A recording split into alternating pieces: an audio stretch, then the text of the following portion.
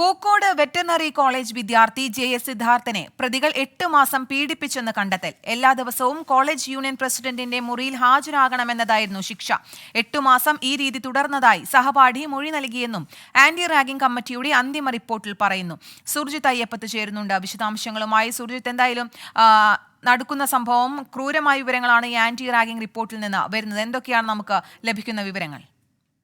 Wayanad Pookode veterinary കോളേജിൽ സിദ്ധാർത്ഥൻ സ്ഥിരമായി റാഗിങ്ങിന് ഇരയാകാറുണ്ട് എന്നുള്ള തരത്തിലുള്ള കണ്ടെത്തലാണ് ആന്റി റാഗിംഗ് സ്ക്വാഡിന്റെ അന്തിമ റിപ്പോർട്ടിലുള്ളത്. അത് മാത്രമല്ല, ഈ ക്യാമ്പസിൽ സജീവമായ സിദ്ധാർത്ഥനെ വരുതിയിലാക്കണമെന്ന് കോളേജ് യൂണിയൻ നേതൃത്വം തീരുമാനിച്ചതിന്റെ അടിസ്ഥാനത്തിലായിരുന്നു തുടർച്ചയായിട്ടുള്ള റാഗിംഗ് എന്നാണ് റിപ്പോർട്ടിൽ പറയുന്നത്.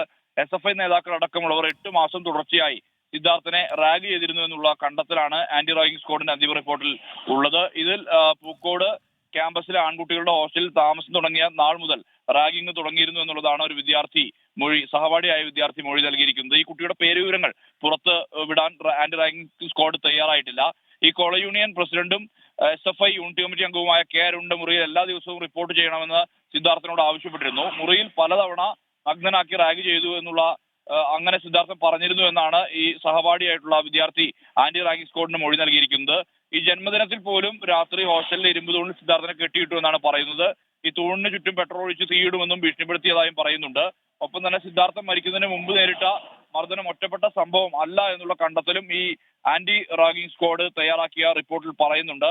സിദ്ധാർത്ഥൻ താമസിച്ച ഹോസ്റ്റലിലെ പാചകക്കാരൻ ഇത്തരം സംഭവങ്ങൾക്ക് ശേഷം ജോലി രാജിവെച്ചു എന്നും പറയുന്നുണ്ട്. ഒപ്പം തന്നെ ക്യാമ്പസിലെ സുരക്ഷാ ജീവനക്കാരിൽ ചിലർ സ്ക്വാഡിന് മൊഴി നൽകാൻ തയ്യാറായിട്ടില്ല.